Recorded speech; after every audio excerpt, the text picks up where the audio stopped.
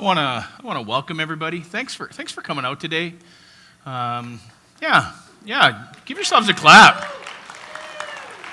How many of you look outside and it's tempting just to go, I think I'll stay in bed all day?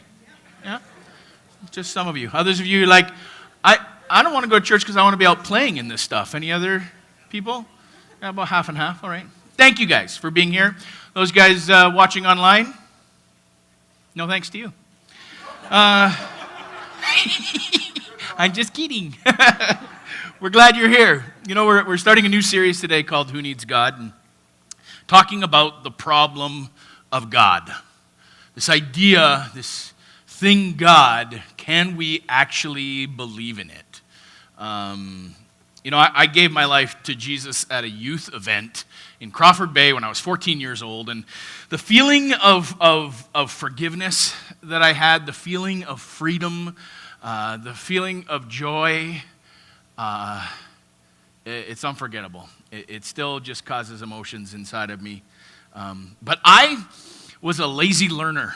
I was a bad disciple.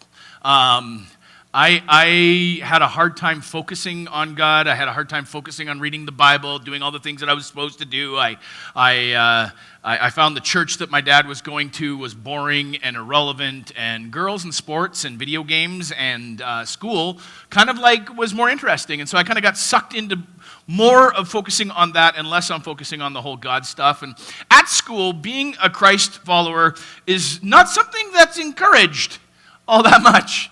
At least it wasn't at the high school when I was going there.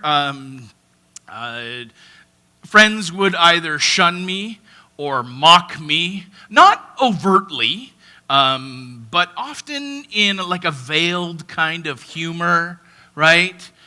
So the message was absolutely clear. And then as I got to know more people and go further in university and a few other things, it soon became ultra clear that those in the sciences felt, not all people, but the bulk of the people that I would interact felt that people who had faith were weak-minded people.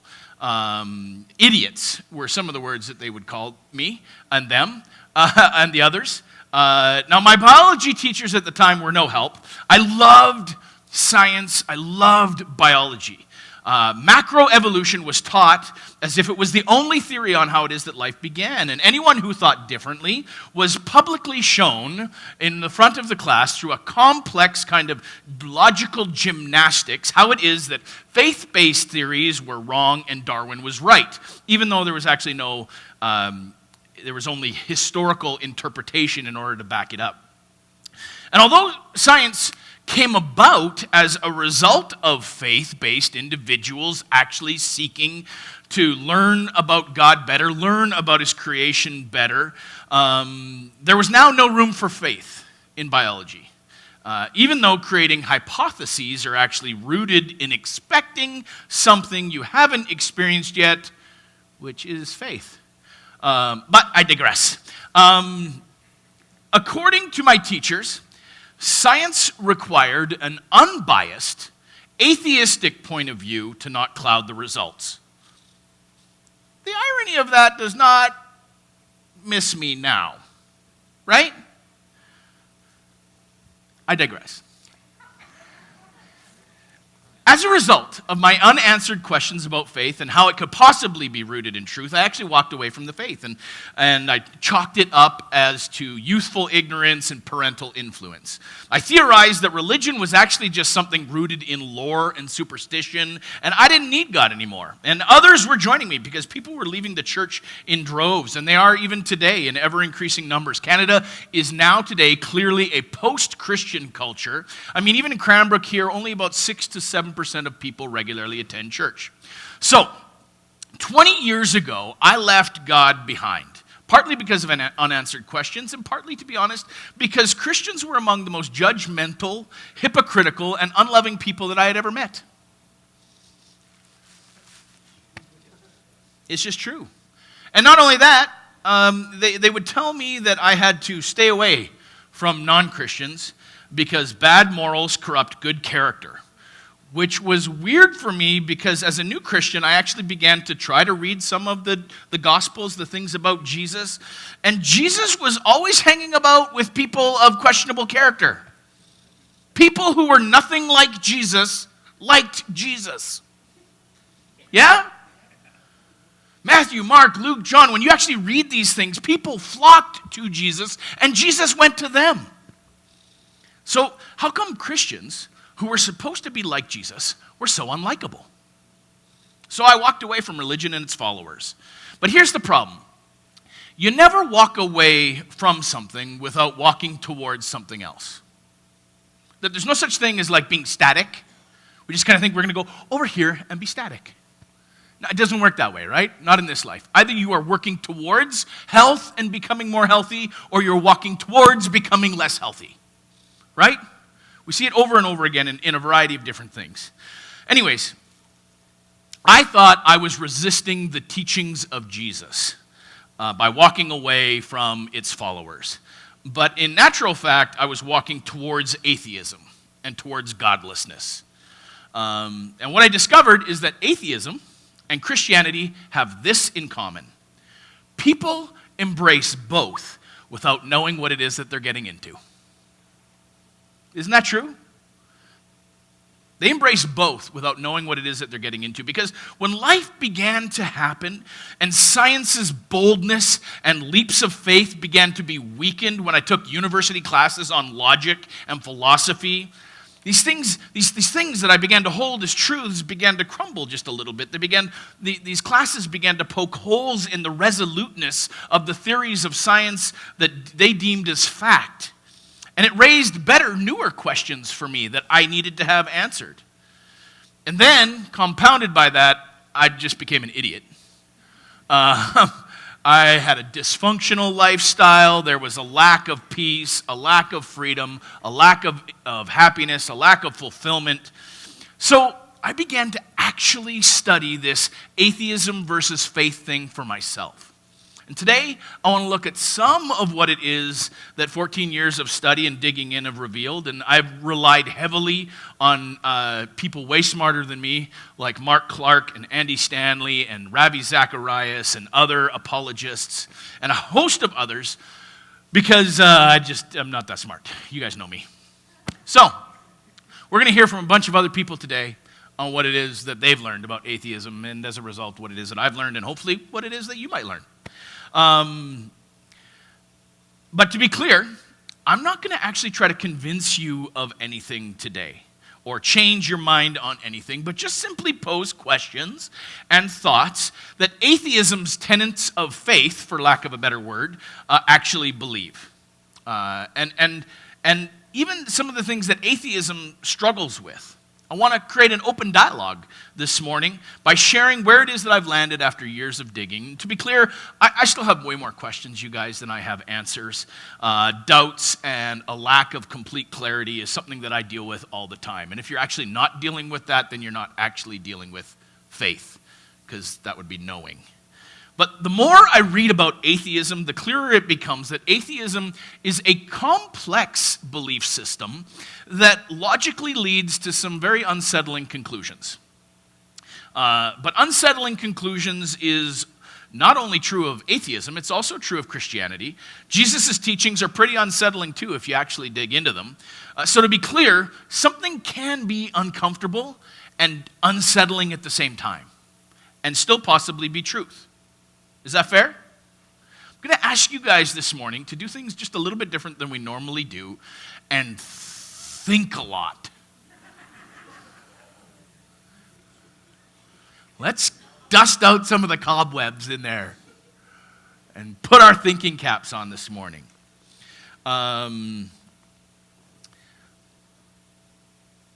What I'm hoping that you'll do at the end of this message today is that you will get to a place where you are able to decide and arrive at which of these two positions that I'm going to look at is more discomforting, and which one rings more of truth and is more plausible, so to speak. So today I want to encourage you to think some deeper thoughts. by specifically just looking at atheism. That's all we're going to look at today. It's not very often you go to church and hear about atheism, but we're going to today. So to begin with, you have a few minutes, 2 of them, to have a conversation either with yourself or with somebody near you about these 3 questions. 1, what ideas about atheism are most difficult for you to accept? 2, what ideas about Christianity are most difficult for you to accept? And then 3, why is blissful ignorance often more comfortable than wrestling with difficult questions? Shall we go there for the next 2 minutes? Go. Okay, man, I had some good stuff I'm hearing. I think we've all struggled at one point or another with questions that require an answer. People are way smarter than these debates have been going on inside of history for a very long time, and people have wrestled with this for years. And today I want to look specifically at what some of the new atheists, like Christopher Hitchens, Sam Harris, Richard Dawkins, and others who have written in the past 10 years or so, written all of these articles, put out podcasts, some of what it is that they have put forward. Great news is that the new atheists have essentially updated us on what atheism means. And so for the rest of our few minutes here today, I want to give you some of the tenets of atheism, 6 of them, in fact. So if you're going to embrace atheism, or if you're considering it, or if you hate being ambivalent or wish-washy, then you got to agree with these and decide. Now, I know some people can live with, well, I just don't know and I just don't care, but it's really difficult for me because the stakes are so freaking high on this. Aren't they? They really are. So maybe you're one of those people who are like, you know what, I've lost interest in God. You know what, I've lost interest in church. I've lost interest in religion. I'm with Christopher Hitchens, and religion is the world's problems at its core. Then I want you to be fully aware of what it is that actually means for you then this morning. Here's 6. The first 3 may be new. The second 3 you probably heard before. But here we go. Number 1, if there is no God, then there is the illusion of the mind, we'll call it. Okay? The illusion of the mind. If there is no God, and perhaps there's not, but if there is no God, I don't know how to say this any other way, and if you can just look at me for a second and focus on me for a second. If there is no God, there's no you in there. There's no mind in there. There's no this thing that is separate from you, but it's like there's no soul. There's no core essence of you in atheism. Because in a world that is biology, that is chemistry, that is physics, there is no place, no room for the mind. In fact, in Christopher Hitchens' book titled Mortality, in which he wrote while he was dying of esophageal cancer, well, he actually died from pneumonia that came as a result of the cancer, but when he realized that essentially this disease was going to be a death sentence for him, he decided to start writing a book about it. He was a journalist, an outspoken atheist, and an amazing writer. I mean, the first time that I read this guy's book, I'm like, oh man, maybe he is right. Until you actually start to break it down just a little bit. So in one of the conversations in his book, where he's dealing with cancer, he would have conversations with his doctors regularly, and the doctors would come to him and say, Christopher, your body is really fighting this. Christopher, your body is struggling to get on top of this right now. Christopher, your body is beginning to shut down. And at one point he's like, dude, stop saying that. I am my body. I don't have a body. I am a body. That Christopher is not separate from his body, because if there is no God, therefore is no soul, there's no separate mind called me. It's just chemistry, biology, driven by the laws of physics and the laws of nature. There's no Frank. There's no me. There's no you. It's just biology. Right? Which is difficult for us to kind of get our brain around, because this whole idea of there's a mind has kind of been ingrained in all of us growing up. But he's right. He is right. If there is no God, then there is no you. You're just biology. Second one is, if there is no God, then there is the illusion of free will. And this one may be new for you, but in a world that is governed by physics, the laws of physics, there is no room for free will. Everything is determined. It's called determinism. Look it up. The idea of free will does not jive with a universe that is driven and controlled by physics. There just is no free will. And you may think that you chose what it is to wear this morning, and you may think you chose what it is that you're going to eat this morning. You think you chose whether or not you were going to be here this morning, but I really shouldn't have thanked you. Or it wasn't your fault that you stayed home. It wasn't. You had no free will in the matter. It's just laws working their way out. It's determined for you. Every decision you've ever made is just an illusion. Now, this, again, is something that may be true.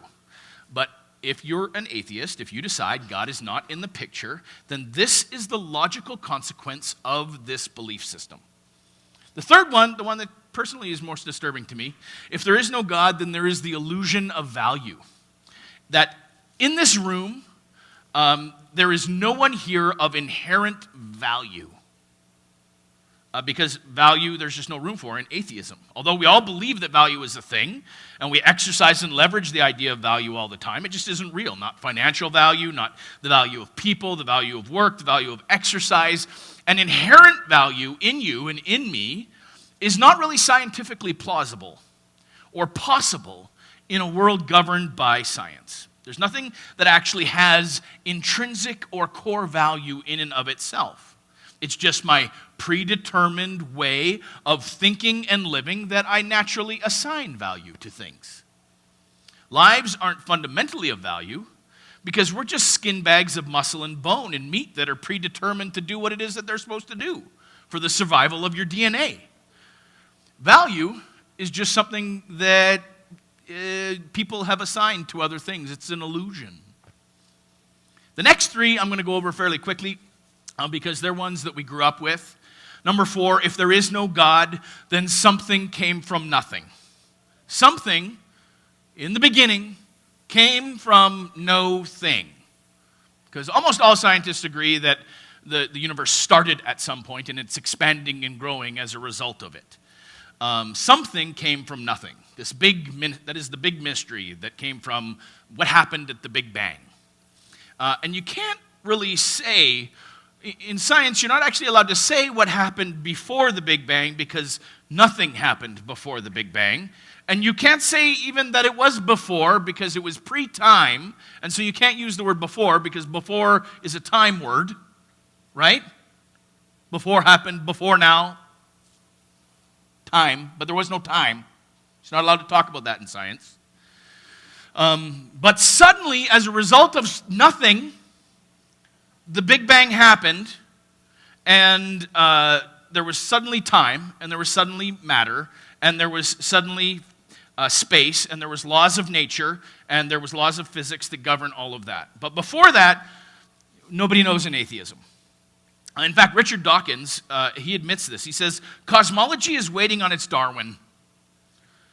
That Charles Darwin gave us natural selection and evolution, but we're still waiting on someone. Someone, please come up with a plausible reason, even a slightly believable hypothesis on how something other than something that had a mind or consciousness that is outside of time and matter and space was able to cause all of the events in the universe that led to a space so finely tuned that the specific variables required to fall into place for us having a place inside of this universe that we can actually live in is baffling. Atheists are confused by this one because they have done the math. Some really smart people have done the math. And now we need something that is so extraordinary, improbable, that it falls into the category of the impossible, on how it is that all of the chances that chance could possibly cause all of the life-permitting variables to come into place and come into alignment. In fact, scholars tell us, and here's the math, that for our universe to come into existence the way that it has, just based on random chance, is 10 to the 138th power. To put that in context, the chances of you getting dealt a royal flush is 1 to 649,740. Now, 10 to the 17th power is science's best estimate on the total number of seconds in the entire history of the universe. And they estimate that 10 to the 70th power is the number of atoms in the entire universe. So 10 to the 138th power is the kind of luck that someone would need to have in order for us to arrive here. It's kind of like getting dealt 131 royal flushes in a row. Yet somehow, atheists 10 to the 138th power believe that blind forces cause things to line up like this. It's kind of like if I was sitting down with somebody and we were going to play some cards, okay? And I was dealing, let's say an atheist is here, and I'm dealing, and I deal them 5 cards. And I go, full house, bam. And they go, oh man, that was so lucky. Oh, geez. Well, everybody's got to get lucky every once in a while. You're like, yeah, you do.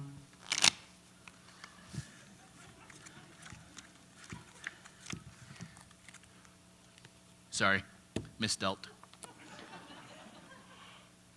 Full house! Shut up! Yeah! 2 in a row! And then we do it 131 times where I get dealt a full house. And they go, atheists go, man, that was just random luck. They can't possibly believe that I might be fixing the deck. They can't possibly believe that there might be something else going on that lines up that 131 what did I say? Have I been calling it full houses the entire time? I meant royal flushes. Sorry. Totally wrecked my... Okay.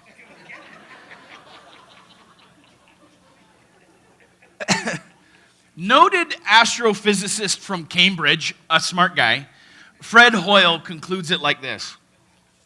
He says, a common sense interpretation of the facts suggests that a super intellect has monkeyed with physics, as well as chemistry and biology, and that there are no blind forces worth speaking of about in nature. So, if you have to decide in regards to this, atheism, or maybe something else at work, you kind of got to decide which odds you feel more comfortable with. Number 5, if there is no God, then first life emerged from no life with no help. Which seemed plausible to me in grade 10, to be honest, because in biology we started looking at the single-celled organisms in the microscope, and when you look down at those little tiny little itty-bitty cells, you go, oh, they're so simple. Look at them. They're barely alive. Oh, man. And so maybe the right combination of chemicals and physics, and bloop, it formed into life that had automatically been given the ability to reproduce itself. But today, anyone with scientific knowledge actually knows that there's no such thing as simple life. Even the smallest forms of life are extremely complex, and their DNA or their RNA is tremendously intricate, refined, complex. But it emerged with no help. No intelligence behind it, just kind of, what do they call it, the primordial kind of like sludge, right, of things working together, sludging it up, and then all of a sudden, poof, a handmade Swiss watch came out of it. And they're like, look, this formed. Man, lucky? And then the last one, number 6. If there is no God, then natural selection is responsible for all life after first life. That natural selection is responsible for all life, all forms, all the variety that we see, all the varieties that have come and gone throughout the years. That natural selection is actually responsible for all life after first life. Now, that these species that have morphed into new species and all of the links in between those species died off. But the links, we don't know where those are, but all of the different things that had to happen for new species to form all came about under the power of natural selection. And at the end of the book, The God Delusion, Richard Dawkins summarizes natural selection and the wonder of how amazing natural selection is like this. It's kind of a lengthy quote. He said, "Think about it. On one planet, and possibly only one planet in the entire universe, molecules that would normally make nothing more complicated than chunks of rock gather themselves together into chunks of rock-sized matter of such staggering complexity that they're capable of running and jumping and swimming and flying and seeing and hearing and capturing and eating other such animated chunks of complexity, capable in some cases of thinking and feeling and falling in love with yet other chunks of complex matter. We now understand essentially how the trick is done."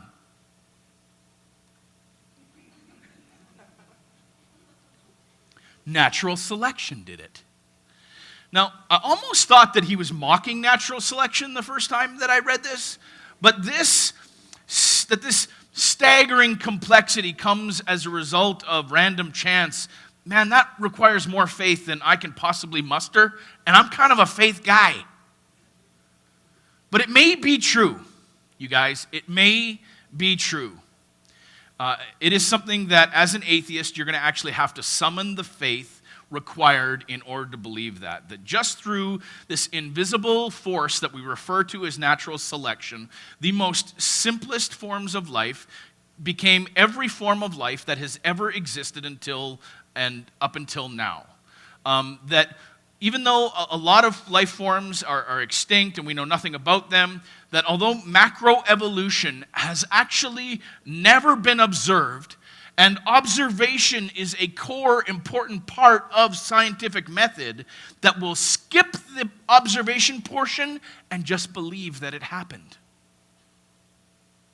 Now, I'm not all that smart of a guy, but I find it impossible to talk about natural selection leading to macroevolution without beginning to sound like an invisible personal force with an agenda was responsible for it. Every time I try to read a description of natural selection, it's almost impossible not to load up the discussion with things that personify the invisible. The scientists use words like relentless, focused, disciplined. The unrelenting force of nature that resulted in the earliest forms of RNA and then DNA, to the point where we have this cacophony of life all around us that we see today. But perhaps that is somehow how it is that we got here. But really, as we look at those 6 things that are up there, go to the next slide. As we look at these 6 things, is that really what it is that got atheists to where it is that they're at? Is that really, even for those of you who are struggling with your faith, are any of those things what it is that are really causing you to struggle with your faith? Because I'm guessing if you've lost your faith in God, or you're losing your faith in God, here's my hunch, it probably doesn't have anything to do with any of those 6 things, does it?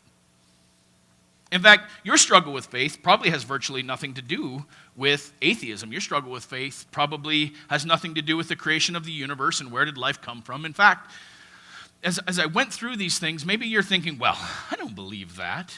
Or, you're right, that doesn't make any sense at all. Or, I don't have to believe those things. If I don't believe in God, it doesn't mean that I have to believe those. Well, the smart guys say that you do. But all of that really isn't why it is that you're struggling with faith anyways, is it? More likely, perhaps, the version of Christianity that you grew up with lost its appeal. And at times, when compared with an atheistic form of science and what it is that they're telling us, it appears as if God couldn't be real. In other words, you've lost or are losing your faith in God. And be forewarned, over this series, we are going to do our best to help you realize that maybe, just maybe, the God that you lost faith in was a God that never existed in the first place. That your impression of God, or what it is that you learned about God, or the lens with which you dealt with God, maybe wasn't a real thing. If you'll forgive us for being so bold around that. I want to encourage you. For those of you who are really just struggling with your faith, and you're not sure where it is that you're at and what it is that you believe, maybe these atheistic arguments and some of the other ones that I didn't have a chance to cover today are something that are drawing you in. I bought a book for you, okay? It's called The Problem of God. Warning, it's a thinker, but this guy simplifies the heavy-duty thinking and breaks down some of the arguments that atheists often use in order to explain things into their simplest form. It is a fantastic book. If you are somebody who is bold enough to come up to me and say, hey, I'm an atheist, or I'm struggling and I'm close to becoming an atheist, I will give you this book for free. If you are a Christian who is struggling with your faith, $25 for you, okay?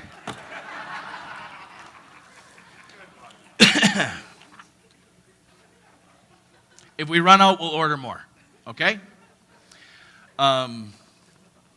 Because here's what it comes down to, you guys. Where it is that you're at in your faith, where it is that you're at with God, the alternative may be true. It may be true that every decision you have ever made was actually not a decision that you made, that your free will is an illusion. It may be true that you have no core value, and neither do your children, and neither do your grandchildren, and neither do the people who you love. They have no intrinsic core value at all. It is possible that your mind is an illusion because there's no soul and there's no you, just biology that somehow evolved in a universe whose very existence defies logic. But here's what I know about most of us. Man, we hope not. We hope that isn't true.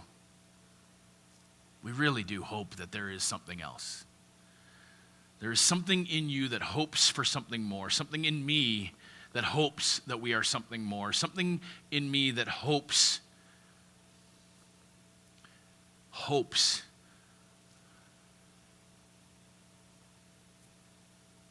But who needs God? Maybe we all do. Let's pray. Father God, if you're out there, Lord, make yourself aware. Make us aware of you. Help us reason for the hope that we have. Let us have a reason for the hope that we have. Let us think. Let us use our mind. It says, love the Lord your God with all your heart, all your mind, all your soul, all your strength. Lord, sometimes we just kind of hope that other people will figure that faith thing out for us, and we haven't even really dug into what this Christianity thing is. So, will you just help us to use our mind more over the next little while as we dig into the reason for the hope that we have? Help us reason. Help us have clarity. In Jesus' name, amen. Thanks so much for coming. If you found value in this, invite somebody else out. We're going to talk a little bit about... I'm not going to tell you, actually. It's going to be awesome. It's going to be in line with this, and we're going to think a little bit more about our faith. Okay? Have a great week. Be blessed.